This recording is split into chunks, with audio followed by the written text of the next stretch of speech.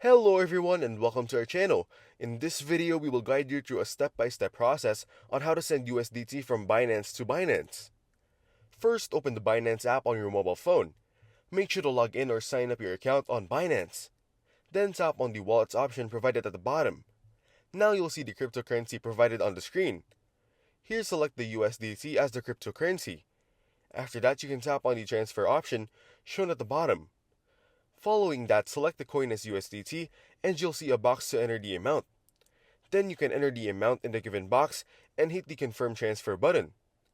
In the next step, you can go back to the wallets area again.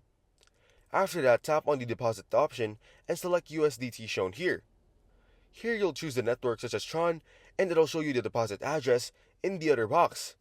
Now you can copy the deposit address and paste it into the transfer area. In the end, you'll be able to send USDT from Binance to Binance. Thanks for watching. Don't forget to like and subscribe for more videos like this.